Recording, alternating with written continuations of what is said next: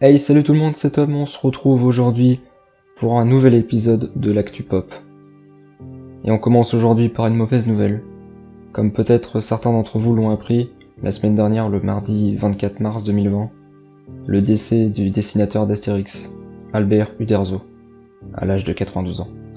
Il avait dessiné 24 albums d'Astérix, mais à partir des années 80, après le décès de René Goscinny, il écriva le scénario et dessina 10 nouveaux albums avant de passer le flambeau à Jean-Yves Ferry et Didier Conrad à partir de 2013. On a pu voir dans les médias, que ce soit à la télé, mais surtout sur internet, plusieurs illustrations d'Astérix, d'Obélix, rendant hommage à l'un de leurs papas.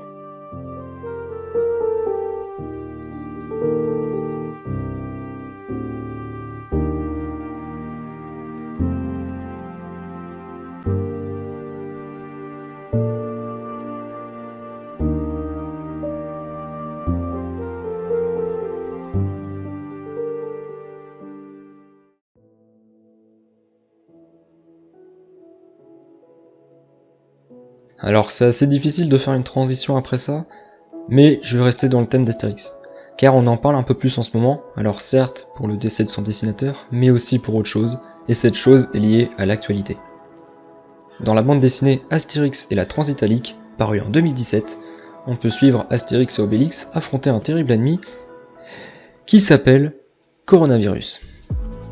Non, sérieux, le mec s'appelle vraiment Coronavirus. Alors, certains disent que c'est une prédiction comme ont l'habitude de le faire les Simpsons, mais pour moi ce n'est qu'un pur hasard. Bon allez, maintenant on va parler d'actualité concernant les films, les séries et ensuite aux jeux vidéo.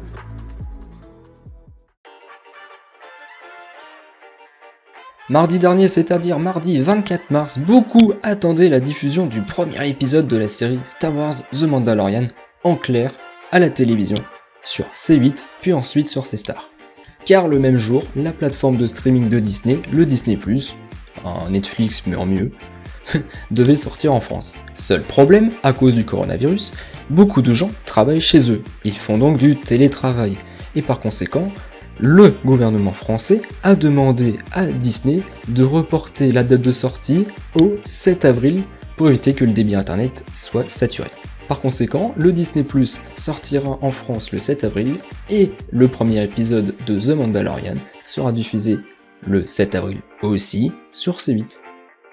Ce n'est pas la seule mauvaise nouvelle car on a appris aussi que le film Bloodshot de David Wilson avec en acteur principal Vin Diesel, un genre de film de super-héros à peu près, ne pourra pas sortir au cinéma à cause du coronavirus, mais il est maintenant disponible en VOD, par exemple sur iTunes, sur le Google Play Film, au prix de 14€, ils se font pas chier ces bâtards, aussi sur le PS Store, sur le Xbox Store, etc. Bon, à part ça, il y a aussi des bonnes nouvelles, par exemple, une première affiche pour Morbius, l'un des futurs films de Marvel, avec, comme le dit le titre, Morbius, l'un des ennemis de Spider-Man, en espérant que celui-ci ne soit pas aussi reporté.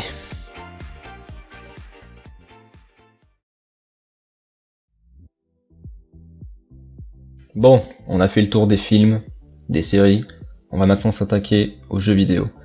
Et il y a aussi pas mal de mauvaises nouvelles, mais aussi des bonnes. Bon allez, on va commencer par les mauvaises, pour ensuite finir sur les bonnes, bien sûr. Bon allez, c'est parti pour les mauvaises nouvelles. Et toutes ces mauvaises nouvelles sont liées à une chose, le coronavirus. Ouais, il est encore là celui-là, saloperie de virus de merde. Bon, on l'a appris, il y aura peut-être un report de The Last of Us Partie 2 qui est extrêmement attendu, et aussi de Ghost of Tsushima, parce que ces jeux ne sont toujours pas passés en gold, c'est-à-dire que le disque final n'est toujours pas créé, et que par conséquent, les copies, elles, ne peuvent pas être créées aussi. En espérant que ça dure pas trop longtemps, hein. Bon, affaire à suivre.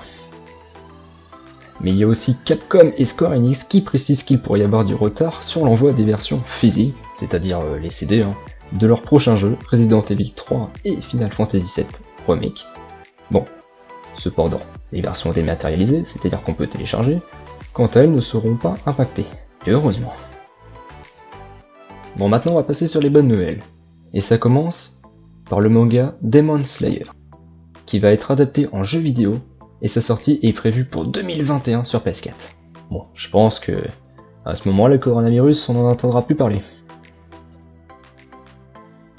Il y a 2 jours, c'était le 27 mars, et qu'est-ce qu'il y avait? Il y avait la sortie de la bêta de Resident Evil Resistance. Sauf que, petit problème, les versions PS4 et PC ont eu des bugs, et ce qui fait que les bêtas sur ces 2 plateformes ont été repoussées.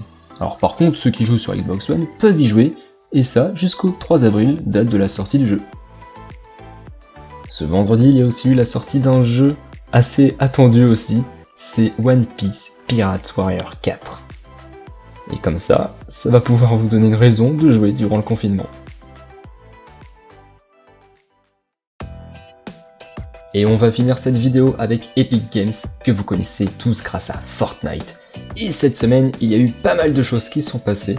Et tout d'abord, la plateforme que vous connaissez, qui bien sûr jouit d'une très bonne santé financière, vont se mettre à faire de l'édition de jeux vidéo, et le tout sous le nom d'Epic Games Publishing. On a appris aussi que le jeu Paladin sera désormais disponible sur l'Epic Game Store, mais aussi que le jeu World War Z, il sera gratuit. Ça c'est pas mal. Bon, maintenant vous n'avez plus d'excuses pour dire que vous vous ennuyez durant le confinement, alors malgré les retards de certains jeux, d'autres ont pu sortir, d'autres sont gratuits, et il y a aussi des séries et les films en VOD, donc il y a quand même de quoi faire.